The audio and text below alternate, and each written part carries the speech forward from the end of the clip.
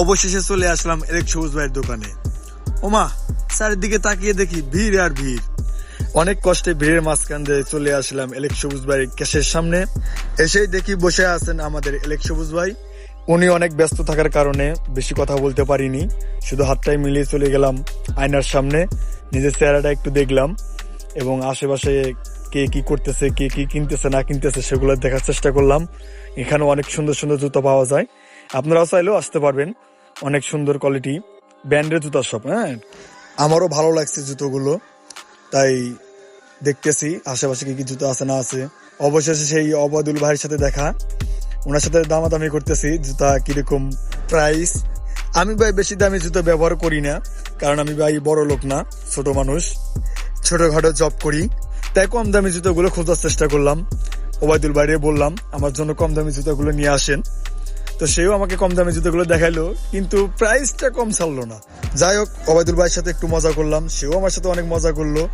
আর মাঝে মাঝে খালি মাথা চুলকায়, কারণ অনেক ভিড় তো, নিজে কন্ট্রোল করতে পারতেছে না সবকিছু একা একা। আমিও আশেপাশে তাকিয়ে দেখতেছি কেমন জুতা আমার ভালো লাগে কিনা, একটু পছন্দের জুতা নিবো, তো যেহেতু এলেক সবুজের দোকানে আসছে জুতা নেওয়ার জন্য, একটু দেখে শুনেই তো নিতে হবে, তাই না?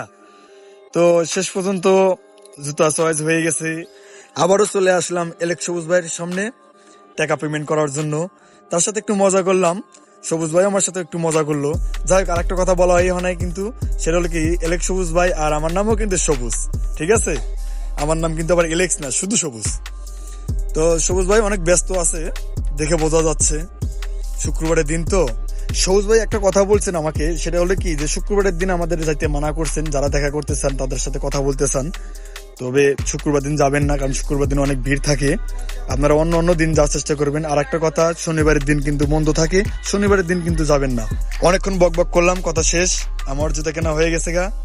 সবুজ ভাইয়ের সাথে কথা বললাম, বিদায় নিলাম। তো আপনাদের কাছেও বিদায় নিচ্ছি, টাটা, বাই বাই।